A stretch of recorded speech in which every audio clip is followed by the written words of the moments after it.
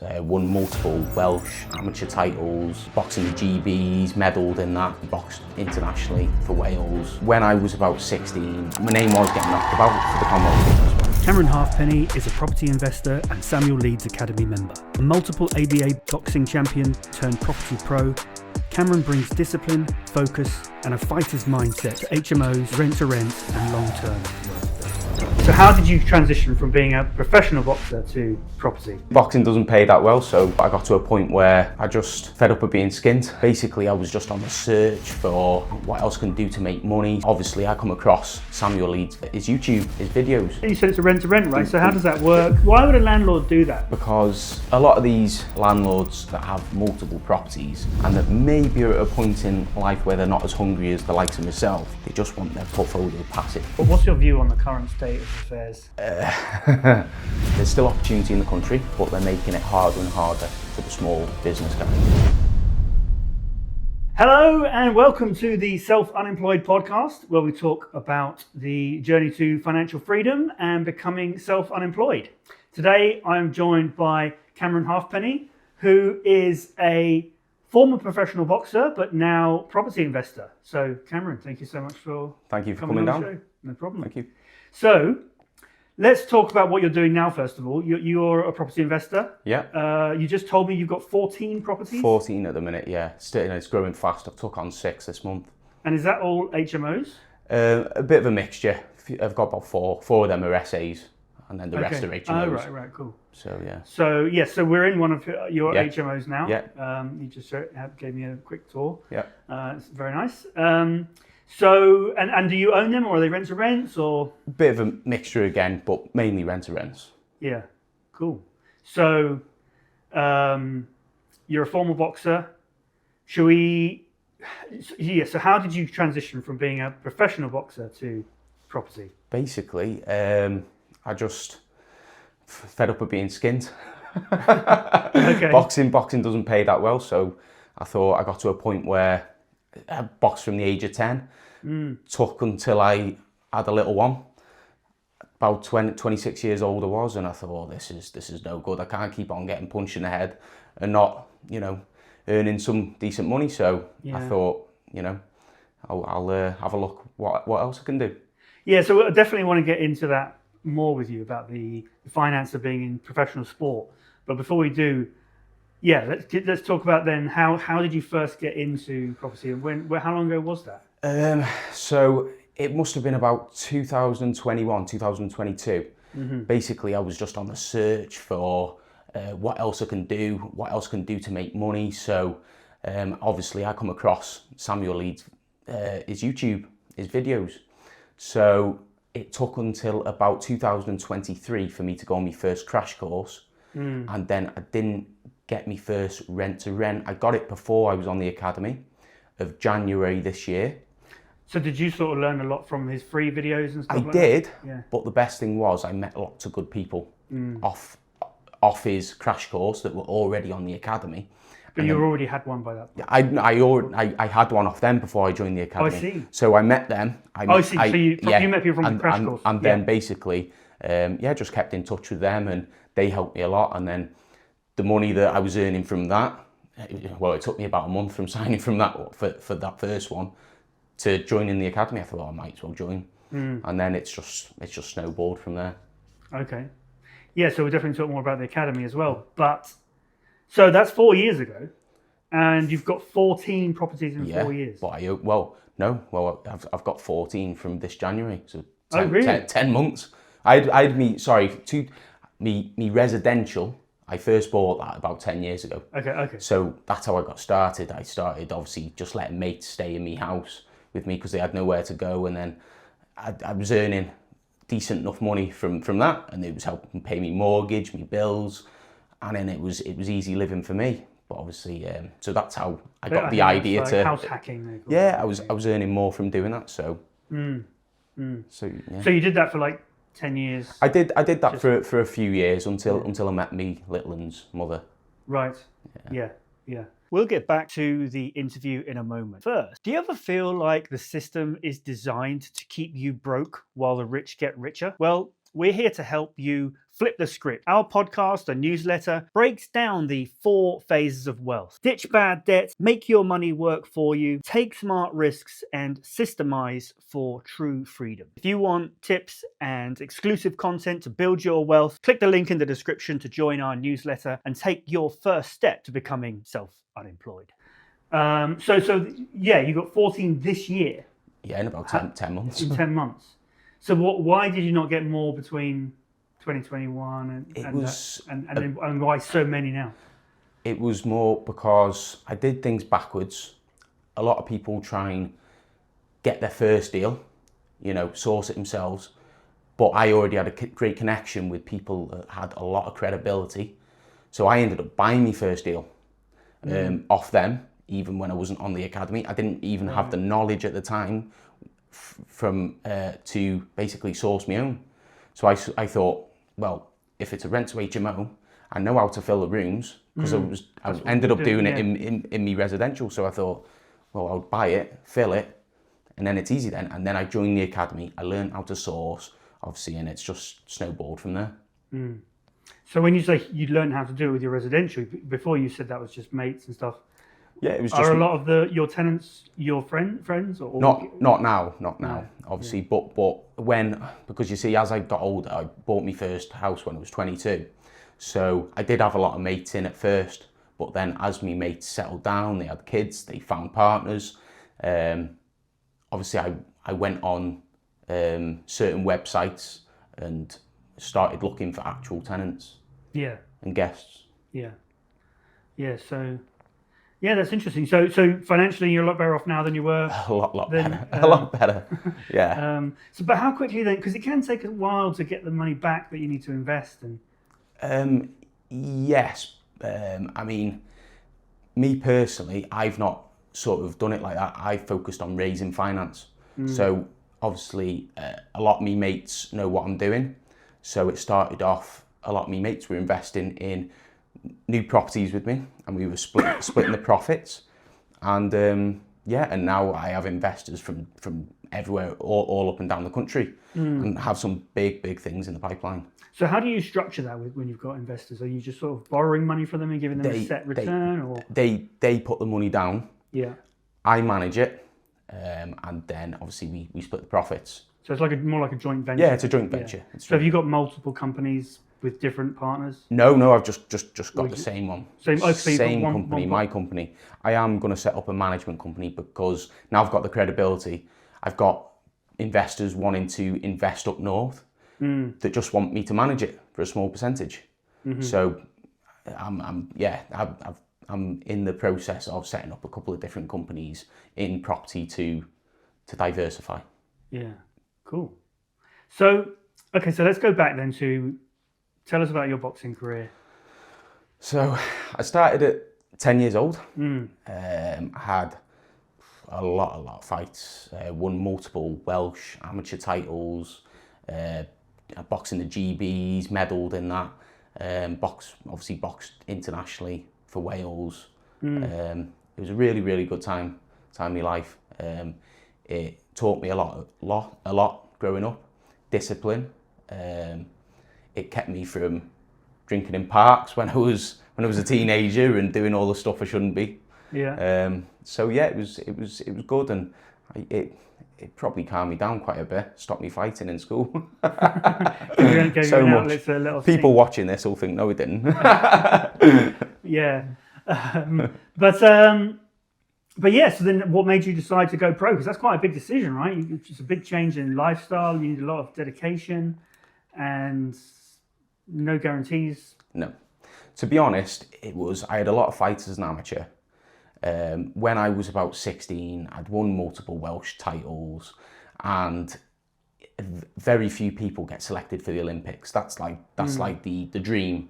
And then the next one is Commonwealth Games, and my name was getting knocked about for the Commonwealth Games. But basically, I had another popular lad around me and in the same gym training. He turned pro, and I seen all that side. I seen the pro side, and it looked brilliant. And then obviously I turned over, and it was good. I had some good times, but it takes. So I've just had a boxing match, as you know. Yeah. You can see that on the channel. But obviously, I'm not. It was just a, one-off. Well, I don't know. I might do it again, but it's not something. I trained for a few months, quite hard to do that, but it wasn't. I'm not seriously into boxing. I do like it. I want to continue, but nothing like your level. But I've learned that like the words amateur and professional in boxing mean different things to the literal meaning, right? Yeah. So what's the difference between professional and amateur? So amateur boxing, it's over 3 rounds. It was different when I was an amateur. It's changed a lot. They've gone to they've gone to 3-minute rounds now, where when I was a youth, it was 2 minutes, and then even the scoring system's different. So when I was an amateur, it was point scoring. Every punch, you land a point. But that's now, more similar to professional, right? No, professional boxing, they score you on the round. So they'll score you like a 10-8 or... So basically, they score you on the whole round, pick a winner for the round, basically. Okay. So now they're scoring the amateurs like that. Right. So it's a bit different, but the training's different, the style's different. Yeah. But it's more a different set of rules that it refers to rather than whether you're getting paid or not. Yeah, it's still a lot more rough and ready. It's smaller gloves. Which one, professional? Yeah, well, say that it's the 10-ounce gloves. They're both 10-ounce gloves, but there's a difference in the gloves between the 10-ounce amateur gloves and the 10-ounce professional gloves. Some of the gloves, I could feel my knuckles through some of the pro gloves. Really? Yeah, and I was like that one time. Oh, these are brilliant. These are, to me coach like that, and he said, just remember the other lads got them on as well. So yeah, and I got cut, and that was a headbutt actually. So, but yeah, so it's because in my fight we had the 16-ounce gloves and big pillows. Yeah, Samuel Lee said it's a bit more like having a pillow fight than a boxing match in some ways. But it still knocks you out a bit. Okay, so you went pro. How does it work then? How do you get paid? Do you get paid when you win or when you... It depends. It depends who you are. It depends on ticket sales. Obviously, the higher up the chain you are in the boxing world, you can sort of dictate how much you're getting paid. But the level I was at, it's all on ticket sales. So like, I'm from North Wales. I sold 150 tickets just up the road in Liverpool. And I must have got about £2,000 for that. I'll get that just from selling a deal. Well, I'll get three grand from just selling a deal, a property deal to someone who wants it. And selling that many tickets is it's hard work, and then you've got people who let you down, and you've got to organise coaches, and then you're training 3 times a day for that for weeks and weeks and weeks on end, months. And then sometimes. So it's all just commission on tickets.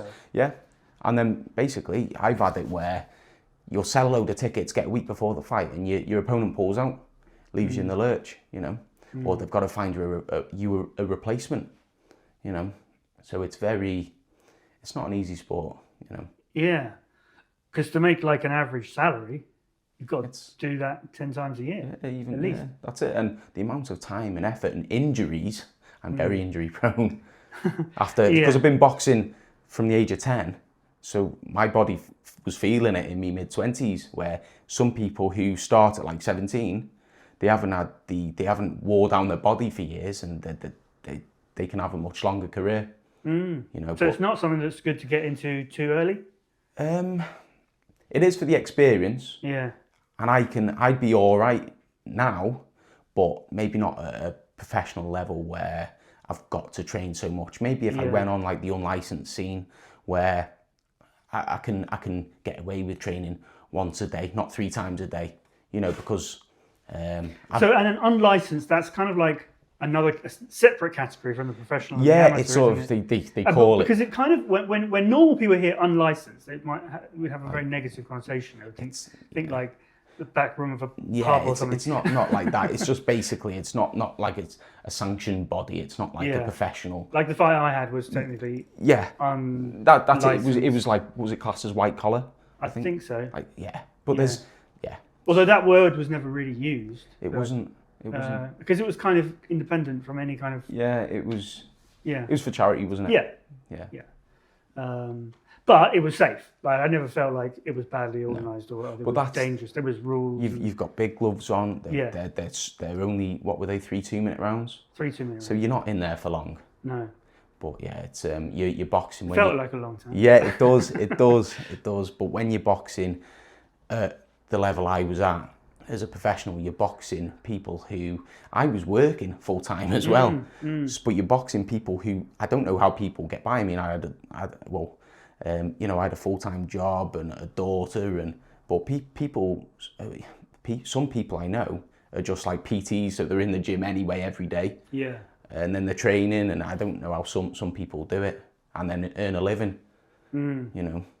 So you weren't ever full time in boxing? I was never. I've always worked. Yeah. I've always worked. So. And is that typical among Yeah, professional boxers? there's a lot that work, but others, people I know are like PTs, and this depends on people's circumstances. They might be with a partner, and they sort of they sort of live more together, and the money's sort of joint. And yeah. So it depends, but I was on my own a lot of the time. I was, I had no one to depend on. Yeah.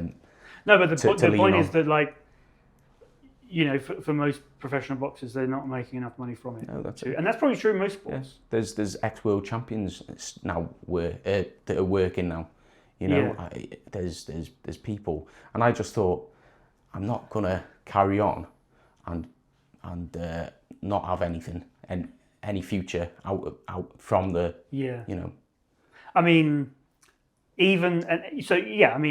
some professional sports people make a lot of money, and those ones we hear about, those are the ones that the kids idolize and want to be like. That's and it. They think that everyone's like that. That's Or it. they think, I can make money. With the big sponsors, Yeah. Under Armour and your Nikes behind you, everything gets easier. But a lot of them people are the ones who got the chance to box in the Olympics. Who because it's a big stage. Yeah, a lot of people that's hear it. And the name. big promoters chuck millions at them to and then they're promoted off the back of that. But there's a lot that, But even the ones that do make a lot of money, it's you make a lot of money in a very short amount of time. I mean, maybe a few years, but still a short amount of time. Yeah. Your career begins and ends very quickly compared to other careers. I think when you even look at like Anthony Joshua now, he's got millions in property. He's they've all got they're all businessmen these days. They're not like your Mike Tysons. They're not your Evander Holyfields. They're businessmen. They've got better, I think, financial advice behind them. These days. That's because of podcasts like this, I suppose. Exactly. But yeah, you mentioned Mike Tyson there. I mean, he sort of was kind of famous for just blowing money as if it was never going to end. And maybe he thought it was never going to end because it would have been so much, in a short space of time. But once he couldn't fight anymore, it runs out pretty quick. Yeah. And that's the same for footballers, I think. And I heard that... was it Craig Bellamy? He went bankrupt, I think. Yeah, possibly. I mean, I heard that I don't follow football very, very closely at all, so I couldn't name a footballer. But I heard that it's like 15% file for bankruptcy within 5 years of retiring. Exactly. And it's just because they are, making a lot of money, and then it sort of disappears, and they're expected to have invested that in a way that they can then live off. Yeah. But they're never really told how to do that. A lot of them come from backgrounds, and especially boxing, where they've got nothing, So, and then all of a sudden they've made that amount of money, so there's no education with how to handle money, But I think, and then there probably are a lot of people. Yeah, a lot of people that. Yeah, of course. Yeah. Yeah. So yeah, even for so for the vast majority, they're not making anywhere near what we would think, barely getting by, or even not being able to do it full time. But then even for the ones that do make a lot, it's hard for them as well. So but so I think it's kind of sad really when you see, because I'm into the finances of things and investing, that when I see kids that want to do that, you know what I mean? Because or that they think that that's an easy way to make money. Yeah, to be honest, I started because I started off playing football when I was a kid, and my dad couldn't stop me fighting on the pitch, so he dragged me to the boxing gym. But I think it was just better suited for me, and I liked it. I didn't really, when I was a kid, I didn't look at obviously I watched them all on telly, or Joe Calzaghe and Amir Khan. I watched him 2004 in the Olympics, and I wanted to be like them on the telly, but I didn't really, it wasn't about the money, it was a new sport, I just liked it, Yeah. you know. I think it's probably a bit different for boxing because it's not as, as mainstream as football. No. But a lot of kids, I think they think that, because they only hear about the Premier League players, they think that everyone's going to make it. Everyone's going to make it. Whereas they don't realise that's just the 0.001%. But that. But even with football, you find that even the lower leagues are making good enough money to live off. Yeah. You know. But with boxing, it's totally different. It is a much smaller sport. Yeah, it is. Yeah, there's a big jump. And me mate, he fought Eubank Junior, and I'm only what I've been told. Eddie Hearn walked in the dressing room and said, "You beat Eubank tonight, you've got £1 million payday there against Golovkin." You know, so you're going from where he was probably earning £10,000 a fight, £18,000 because he was just by the British title level. Mm-hmm. The jump from like 10, 18 grand to like £1 million payday. Yeah, that's the one fight that everyone's praying for. You know. Yeah. And then you lose, you're back to square one. Or even if you're on that level, then you lose, you're back down to there, and you have to build yourself back up again. If you look back at like Mike Tyson's fights, most of the fights you don't even remember. No. I mean, some of them you do, but not all of them. No, it's just most of them you don't. Yeah. So yeah, it's tough. So you've got to love the sport, really. Yeah. But I done it a long time. Yeah. From 10 to 20, 25-ish. So tell us about then those last couple of years when you were thinking, what made you stop, or were you already getting into property then? No, it was, to be honest, it was from when my daughter come along. Right.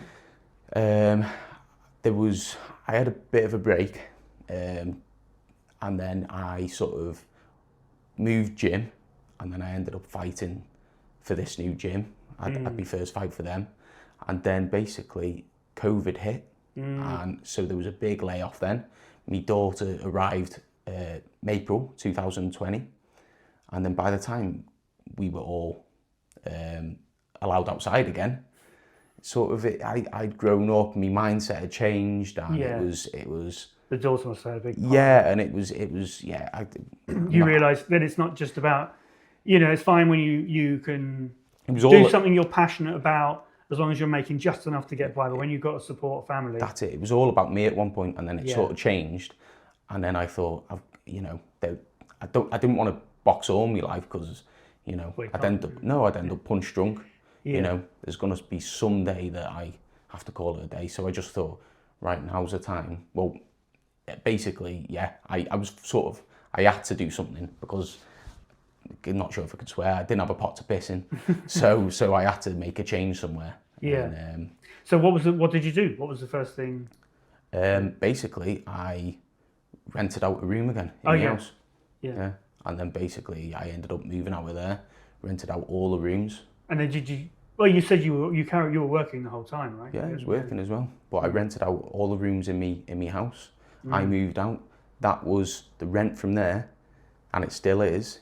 It's giving me like £2,500 a month. It's paying for me mortgage and bills on that house. You still got that house? Yeah, it's paying for where I am now, plus giving me £700 profit a month. You know what I mean? Yeah. So making much changes like that, and it's just obviously gone further and further. So it started out as kind of a house hacking. Yeah, and then you just started renting out more and more of the rooms in your own house, and then you decided to move out. Yeah, that's it. That's it, and it's just I'm living for nothing now. Yeah, I'm making profit. Yeah. So it's just it's just snowballed faster than what I thought it would, to be honest. Because I was at that crash course in 2023. I was looking at current academy members standing up, saying I've got 50 essays. I was looking at them with amazement. And I was like, wow, I could only dream of doing something like that. And then, and then I'm here now. So Yeah. it's, Yeah, no. So you're doing mostly HMOs? Is it? Mainly HMOs. And you said a couple of essays. I've got a few essays, about 4. Yeah. So what makes you? Why did you choose HMOs? I think it was because of the way it's run, month by month. I just like it. They're there. They're there. You haven't got to get cleaners in as often.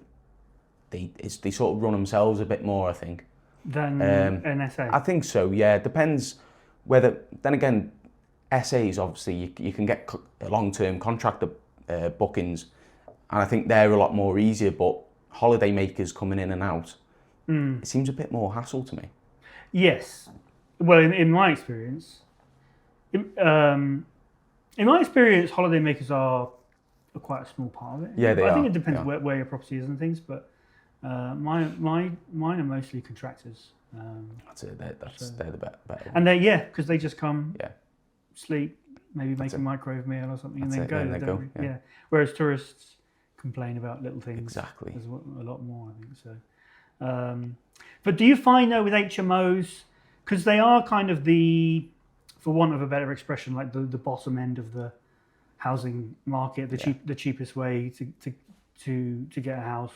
Do you find that you get more difficult tenants or guests? You've just got to vet them properly. I do me checks on them, make sure they've got full-time employment contracts. You ask for certain things off them. You write to rent share code on their working visa, make sure they're legal in the country. That they're just... And I think, to be honest, mind you, because I've got it systemised so much now, and I've got members of staff working for me now, so they do a lot for me. But at the start, when I was vetting them myself and even doing viewings in person, you can tell a lot by just talking to someone. Yeah. But you get your bad egg sometimes, you know what I mean? But a lot of it now, it's a lot of it's systemised by me. I've got a VA. He deals with all me contracts, me emails, me tenants and guests, all replying to them, all me ads for me rooms. He's building. I've got another member of staff. She does anything from cleans to skip runs to getting keys cut. Tenants on the day, I send them a key code for the front door. They let themselves in. Then I give them a second key code for their rooms. Yeah. So I don't even have to really. And as well, with the viewings, 90% of viewings now are just a video viewing that I've pre-recorded, edited. So it flashes up room 1, room 2, and I just tell them which room's available, and they pick the room, and that's it. Okay. So a lot of it's passive now. Yeah, that's interesting. Cause, and a lot of this industry and any industry really is systemizing, and that is what puts people off. Not the systemizing, but the fact that they don't realize you can systemize it's things. knowing, and I was pulling my hair out before I knew how to do all that. Yeah. So especially with service accommodation as well. Exactly. People think, oh no, I don't have to go and sort out all the cleans and have to let the guests in and stuff, but they don't realize that you can sort of automate it all and outsource a lot of it. Of course, of course, you've got to have a good team, a team you trust. Yeah. And even if I'm not sure of anything, that's a good thing about the academy. There's all sorts of people on the academy, whether it's to do with construction. There's builders, there's people with AI businesses. Yeah. There's cleaning companies, there's staging companies on the academy. So there's literally, if you're not sure of anything, and there's people just joining the academy that are coming to you for advice. But then there's people who are multi-millionaires who've been doing it for years that I can go to for advice. So that's a good thing about having a good power team, good network. Yeah, the academy is amazing for that sort of thing. Like the amount of just leaning on the academy that I do, that it would be such a different journey if I didn't have it. Yeah.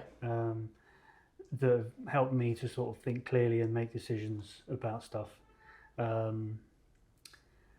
Because I've got this one my aunt has a house in Kent, which I saw would be an amazing possibility to build a whole other house in the garden. I thought that would be a good lease option. Managed to convince her to do the lease option, but I was just going to sort of get the planning permission and then sell it. But talking to some people who've done builds themselves and getting into the numbers a bit more, they've convinced me that I should do it myself. Yeah. You know, I've never done that before, Yeah. but I know that I've got them to sort of lean on. Exactly. Exactly. And so yeah, that's what I've got. That's my big project for 2026. That's it. Well, yeah, that's it. It's nerve-wracking, and you know what? Even when taking on a rent-to-rent still, I get a little bit. Oh, what if it doesn't work? But as long as you're doing your checks, you know, check the area, check the pricing, make sure the numbers are right, you'll be all right. You know, and it's the same. I suppose it's the same when you're doing the bigger stuff. Yes. You know, it's that little bit of fear of the unknown. Of course it is. Which never completely goes away, I suppose. No, but you've got to take risk, haven't you? Exactly. Yeah. In fact, you know, I got 2 flats near Bath that I run as service accommodation now, and I don't manage them myself. Someone on the academy runs them, manages them. And beforehand, we were sort of assessing the numbers. In fact, there was another company, someone on the academy as well, that I went to them to see if they would manage it, and they were like, "Actually, no, I don't think this is going to work very well. The numbers aren't quite there." And I went to these other people, and they were like, "Yeah, it wouldn't work as a rent to rent, but it's probably better. It's probably going to be better for you doing it as a service accommodation than as a single let, which is what they were before." So we went ahead. I thought I'll try it. And they've been really good. Yeah. A lot of people, my cleaner's saying that a lot of her other properties in the area that she does are not getting bookings because we're heading into the sort of down season now. But my ones, I've had like 80% occupancy in. Have they? Doing well. Those 2, the ones in on that street. So I might have uncovered a little gem there. There you go. So maybe I should get more. Yeah, definitely, 100%. But you have to take risk. It's educated risk, though, isn't it? Yes. You know. Yes, but sometimes things do better than you think. Yeah. And that's a very common story. People say, "Oh, I don't think an SA would work in my area." Do you know what? This one that I'm halfway through staging now, I thought, not sure, but do you know what? I've put an ad up already, and I've been inundated with messages for rooms. I was in here the other day. Someone just coming past on his bike, he knocked at the wrong house to view a room, and basically he goes, "Oh, do you know where this property is?" I said, "Why? What's up, mate?" He said, "Oh, I'm looking to view a room." I said, "I've got a property here. I've got rooms to rent here if you want to come and look." So I think I've secured one just by someone knocking at the wrong house. So you've stolen I vetted him there and then. Vetted him there and then. Took all his ID and everything. Gonna move in Monday. So when have you got people moving in here? It should be next week. Cool. Should be next week. Yeah. So I've just got to go back through the messages because I've had to explain to him that I'm doing like a mini refurb, you know, fresh furniture, this, that and the other, fresh paint, you know, get it looking all nice so we can do me video viewing for him. Yeah. And, you know. But you said it's a rent to rent, right? So how does that work? Why would a landlord do that? Because a lot of these landlords that have multiple properties and that maybe are at a point in life where they're not as hungry as the likes of myself, they just want their portfolio passive. Yeah. They want it management, it's free management. There's no void periods, minor maintenance costs, all covered. You know, why wouldn't you want that? We want our business passive. Yeah. So why wouldn't they want theirs passive? Yeah. Even more so if they're bigger than the likes of myself, you know? Yeah. Because that's key to being able to scale. Of course, yeah. You can go and enjoy yourself then. Yeah. Sit on a beach somewhere. Yeah. So they give up some margin, but they get their time back, I suppose, which is ultimately more valuable. More valuable, yeah. So you rent it for a certain amount of money. Yeah. And then you rent the rooms. How many rooms do you need to rent to go up to break even? I think it's about, is it 3.5? 3 point something? Okay. Depends. And how many rooms are there? There's 6 here. Well, 6. there was a living room downstairs that I've actually turned into a 6-bedroom. So it was a 5, but I've turned it into a 6. But I've got 9 beds. There's a lot of 6 beds I've got. There's a 4 bed. That's about the smallest one in Manchester. How many rooms in total between the 14 properties you got? I don't even know. There's a couple of 9 beds. Most of them are 6. You must be talking best part of 50 rooms, something like that, maybe. Yeah. Maybe even more. Could be, at least that. If it's 14. Yeah, could be. Oh, yeah. 14, minimum of 6. That's going to be more than 60. Yeah, that was a rough 80. guess. Yeah, 80. Yeah, you're right. Plus a couple of 9 beds, so more like 100. Yeah, there you go. You should add it up. Yeah, I've not really sat down but I've took on 6 HMOs this about month and a half. So you've been busy. Yeah, I've been flat out. So how has that come about then? Is that just through joining the academy and just meeting the right people? Yeah. That have credibility. I won't work with really people who are just starting out unless I'll take a look at the deals, but I'm a little bit. I'd rather stick to people I know. Yeah. Even though I do the numbers on the properties myself, but it's just in terms of like deal sources. Yeah, right. Yeah. That's it. Have you got all of them from deal sources, or do you find any yourself? No, I found it, but mainly the ones that I found myself, they have, because obviously I've taken on a lot of properties quite quick. I built relationships with agents as well, so they come to me with properties now. So I don't really, I'm not like a deal sourcer that will go in and try and source a rent to rent. If I've got anything, I'll get past it by an agent, because I've already got a relationship with them. Same thing. Have you sold deals, or is that usually always everything that that's fell on my lap, I've had myself. There was one, right. So I bought a deal off the guys I usually buy deals off, and it was one of the 9 beds, and it was really, really good numbers, really good profits.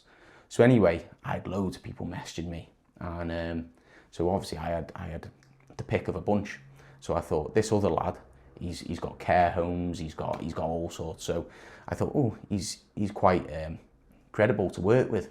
I want to do repeat business. So I went with him, and just off the back of that, I think his business partner's got about 3 properties that he's looking to give to me, because we've got contacts with contractors. And his other mate I've known him for a long time as well. His other mate, he's working abroad. He said, you know Luke, don't you? He said, he's got a property in Mould. I said, sound. I said, I'll have a chat with him. So we've took on his property now as well. Me and me mate Bernie. Is that just managing it, or? It's managing. We can either take him on a rent to rent, or we can just do management. But they'll have to obviously kit it out, furnish it and stuff. Yeah. And then it's just we take a management fee. So, but what I was getting at is how did you end up doing? You said you joined the academy this year. You joined this year, February 20th. Oh, okay. So you joined the academy and bam, you got 100 rooms. Yeah. That's pretty impressive. Yeah, it's not bad, is it? It's not bad. It's grown quite quick. And are you going to keep doing that year after year? I'll keep doing it for as long as possible. But I've got a few bigger projects coming on now. I'm working with some bigger investors, and there's some big projects coming up. So what's that? Is that going to be buying stuff? It'll be buying BRR to HMO. I think there's one maybe in the pipeline that we can convert anywhere from hopefully an 8 to an 11 bed. So it's going to be big profit. I think that one in particular is an all money out deal, but we'll see. We'll see. I've sent everything over to the broker, so we'll just we've sorted out the terms, like percentage cuts between me and my investor. Obviously, I've got the team up here. You're going to need to set up a separate company for that. Yes, JV partnership. We'll set up a company. Set up a company, and then obviously keep doing it in the same company. Yeah, so that company would down the line, we'll keep getting more properties. So as we uplift the value, refinance, another one. Yeah. So what do you think of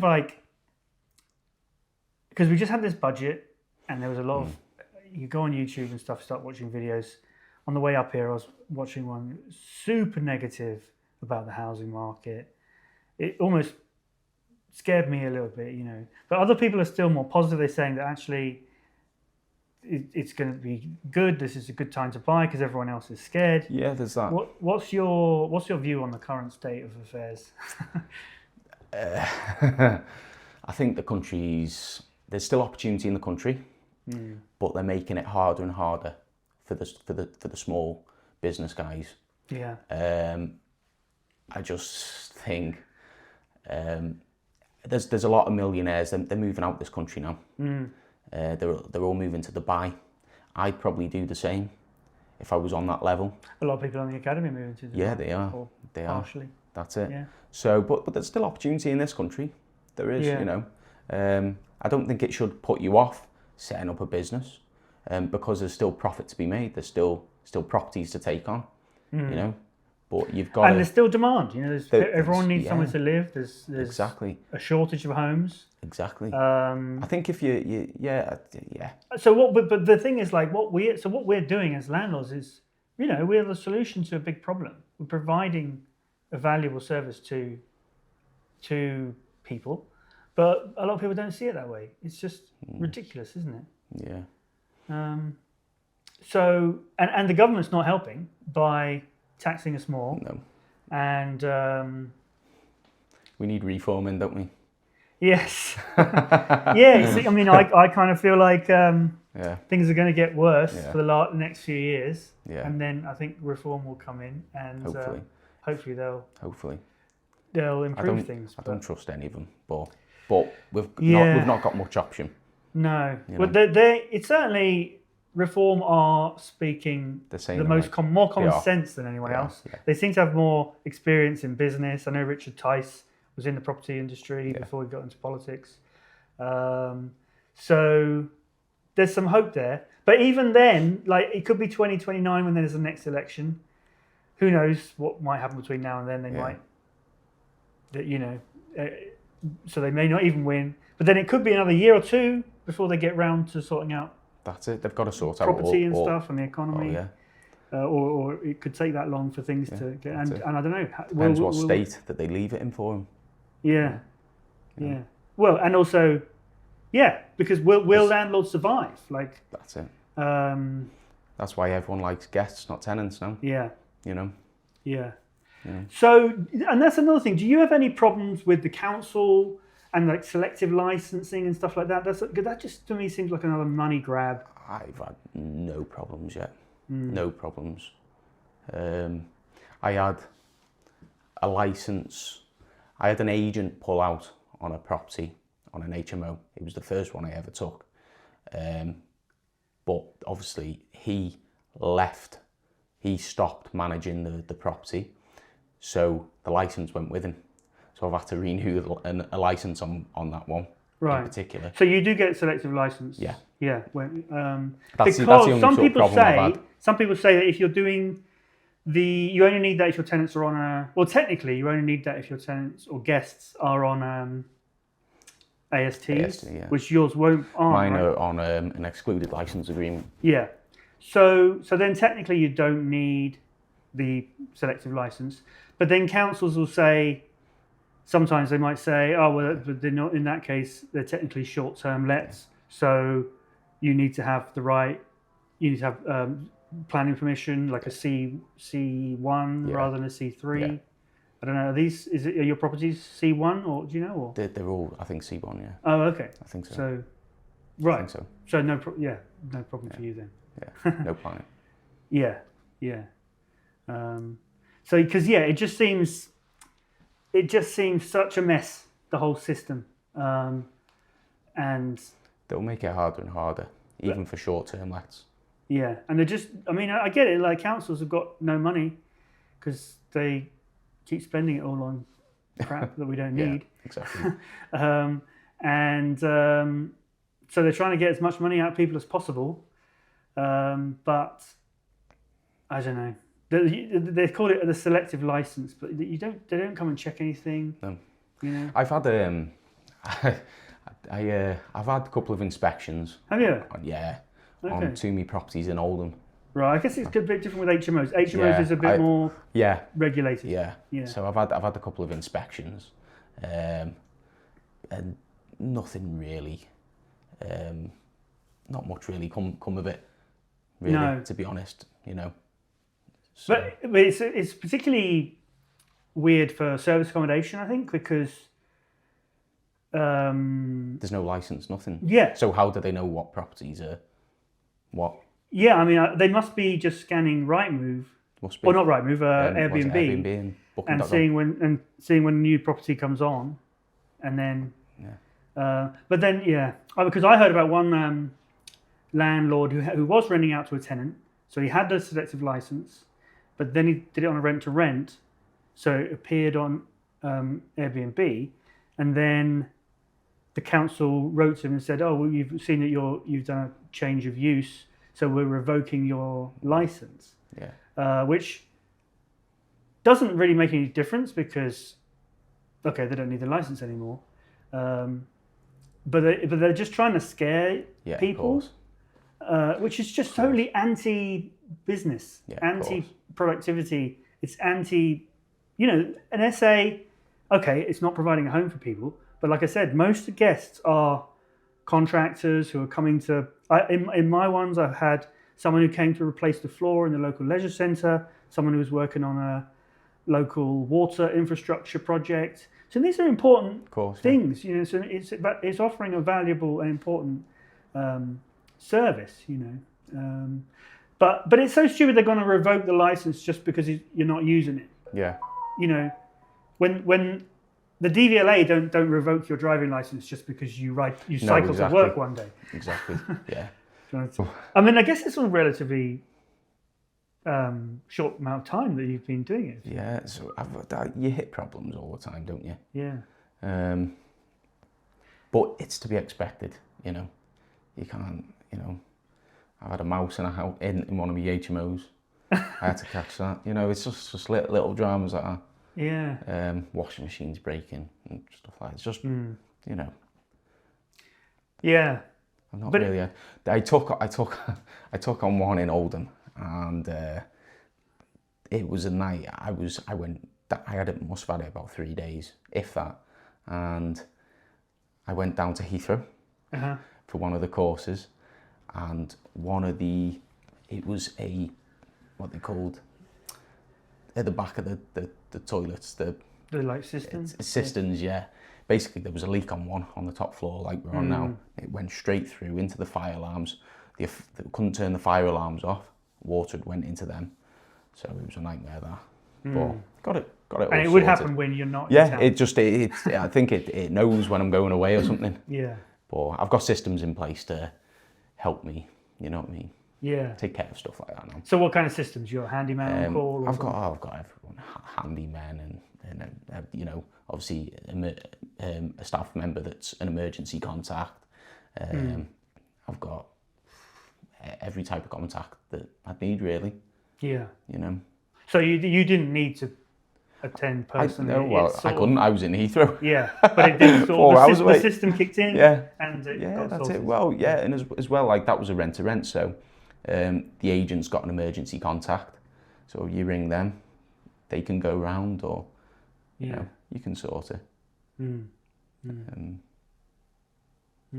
mean, it is really impressive that you've managed to get so many in just 1 year.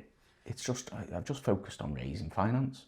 Yeah. All it's been about, where other people have spent a lot of time trying to source their own deal. It could take 6 months for them to find a deal. You know what I mean? So how have you gone about sourcing the finance, raising finance? Basically, social media. I'm still improving my social media now. The more people it reaches, then the more finance you'll be able to raise. But I've been lucky enough to have good mates with money just sat there, and I've been able to pitch them well. So what are you offering then? Maybe, because we can snip this up and put this on social media. Roughly, so for a normal rent to rent, roughly, if you've got 10 to 15 grand sat in the bank, you put the money down, and then I will manage it. So it's totally hands off for you. And then that will give you roughly 450 to 850 a month profit. And my leases are usually over 5 years. Some of them are even 6.5. years. So yeah, or if we want to take on a BRR, I can obviously give you a fixed return, or I'll be open to JVs as well, which I'm doing with investors down London as well. So BRR, buy, refurbish, rent, refinance. Yeah. That would be if you buy it, but you borrow money from an investor. Yeah, exactly. And obviously, we can give you a fixed return, or we'll JV and split the profits. Yeah. JV would be a bit more complicated though, because you've got to set up another company, separate company. Yeah, that's easy enough. That's not setting up a company, isn't it? You know, it's not. But I presume you'd only want to do that if there was a chance that you were going to keep doing building lots. Well, that's it. And to be honest, when you're just starting doing these bigger projects, I think sometimes you've got to give away a bigger slice of the pie to move forward yourself and build your own portfolio. So give away to an investor. You've got to get them on board, and to they'll want to work with you again. And then obviously the money that you're getting as well, you can obviously raise your own cash flow, and then build your own portfolio as well as building one with them. Yeah. You know, it's just about being fair, isn't it? You know. Yeah. And not trying to. Business has to be a win-win. Every deal's got to be win-win. Otherwise, everyone's got to be. But first and foremost, so this one with an investor down in London, I've made it clear, because he's getting a bridge on his property, we pay that off first before I get any money or anything. His bridge gets paid off. I've even said I think it's an all money out deal anyway, but even if because I'm going to pay for the fees, which will be 30 to 40k, if I need to leave money in, I will do, but I want a bigger percentage, which he's happy with anyway, because it should be a big enough project anyway. But as long as this bridge is paid off, I'm happy. Yeah. You know. Yeah. So you are, and everyone in the academy, we are working to, build our net worth through property. We think about money in a very different way. I think that's why the academy is so great. Yeah. We're on a very different wavelength to normal people. Yeah. Yeah. Have you always been like that and sort of felt a little bit different to other people? Yeah, I'm glad you put it like that, because I've always felt that I was capable of something a bit more than just working a normal job. Yeah. And I just didn't. I was and I've done, when I was trying to find what I wanted to do, I tried a clothing brand. I tried, I've done all sorts. I was working at the time, but to make extra money, I was working on the doors, on nightclubs and stuff, and pubs and stuff like that, just to make ends meet. And, it's tiring. So you've always working multiple jobs. Yeah. I've always wanted to work. Well, that's not going to work on the doors, not entrepreneurial. No, but I've always wanted to do more, earn more money. And I suppose with the clothing brand, but at the time I just didn't have the funds to invest in it to make it grow. But property, you can start with literally no money. Yeah. No money. If you focus on finding an investor. Yeah. Raise finance, source deals, raise the finance, and then stick your money from that into rents. Yeah. Grow. It's like Samuel talks about, part of the training is the 5 C's. Cash flow. So cash would be selling deals. Yeah. You get a lump sum every time you find a deal and sell it. Cash flow is like a rent where you get something coming in semi-passively each month. And then I can't remember what the other ones are. I can't remember. The last You're teaching charity. me. The last one's charity. I didn't listen in school either. But it's funny you say that actually, because a lot of people online who criticize Samuel, it's like, why would you pay that much money for a course? It's like, it's not a course. It's so much more. It's not even, the course is a tiny part of it. Like all the online courses, I've only done a tiny number of them, to my shame. I don't know if I should admit that here. But. Do you know what? I mean, it's great, the academy, but it's the network. Yeah. It's the network, where you can go to a room full of people of, what was that big dinner? There was 1,000 people in there. Yeah, well, there's like 1,500 people on the academy now. Is that how many there is? And when they did, so this coming week is going to be probably the biggest one, because it's our awards night. Yeah. So there'll probably be over 1,000 people there. And then the last big one, there was about 1,000. 1,000, yeah. Yeah, but actually, I feel like I prefer the inner circles, whether it's which are like the local groups. Yeah, I like that. Where there's a much smaller number of people. Yeah, I think. I mean, there's a few of us up north. We sort of have our own little circle, you know, and we'll message each other a bit more privately. Even though obviously I talk to a lot of people on the academy, there's certain people that you talk to more than. I mean, me mate, obviously, Bernie, he joined the academy the month after me. Me and him are like best mates anyway, so it's nice having him, you know, doing the same. And I think he's got about 12 properties or something now, and he joined in March. Cool. And all since then. Yeah. So, and then there's Dale. You know, Dale's smashing it with the BRRs.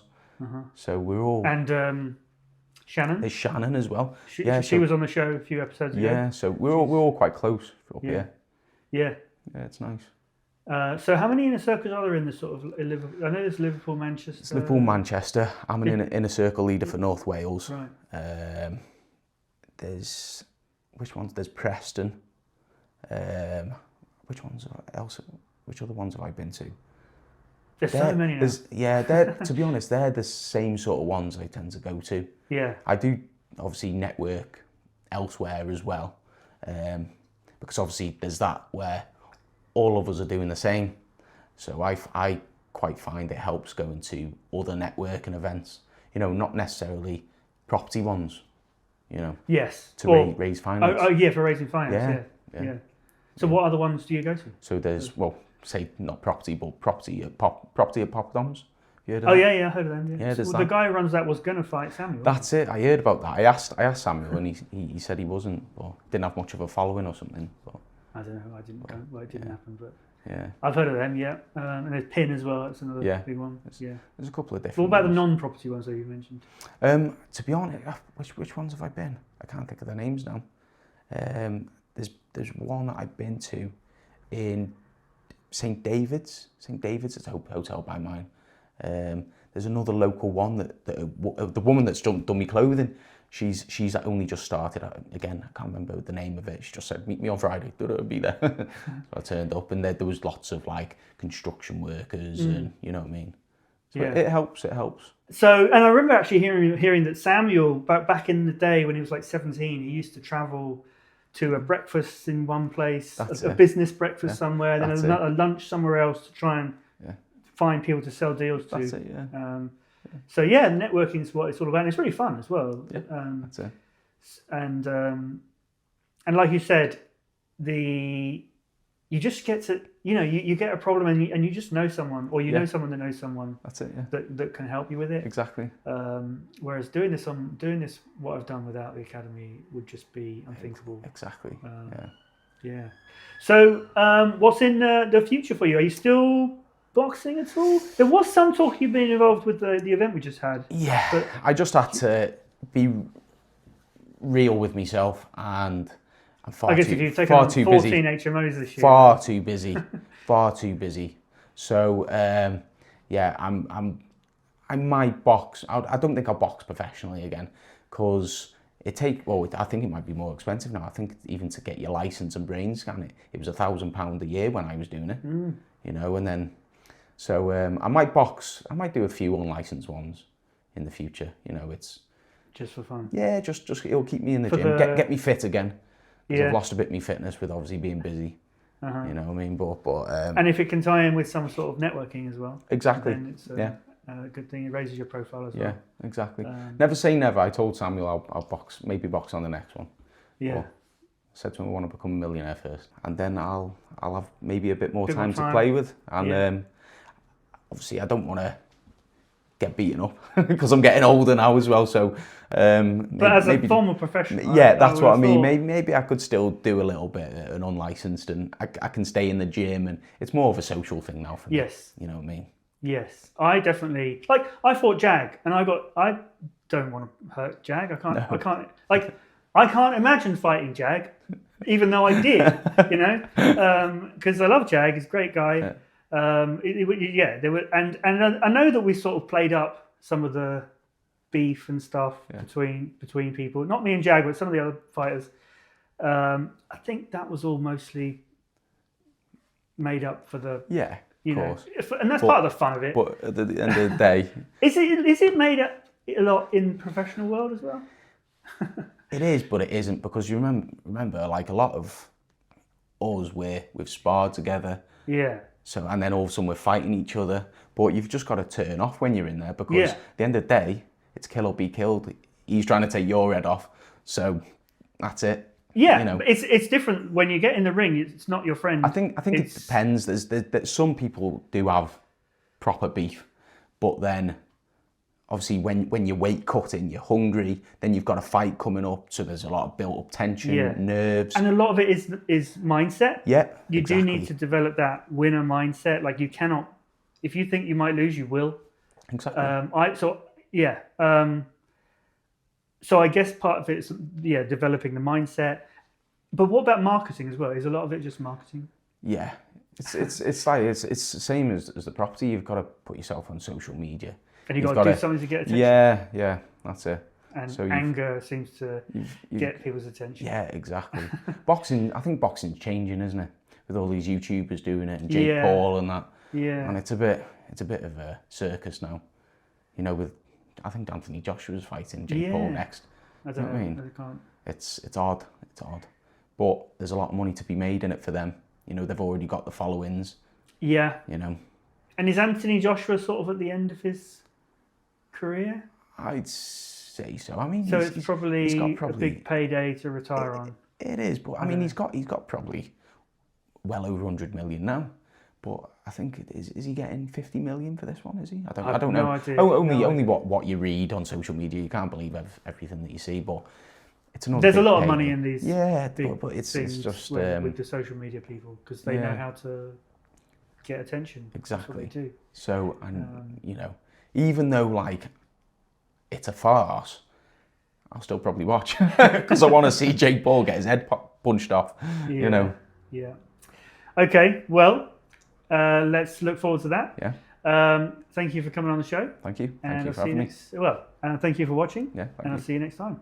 Thanks for sticking with us to the end of this episode of the Self-Unemployed podcast. The fact that you're still here tells me that you are serious about building wealth, finding a higher purpose for your life, and beating the system that's designed to keep you down. Now take the next step towards financial freedom by clicking the link in the description to join our newsletter if you haven't already, and take your first steps to becoming self-unemployed.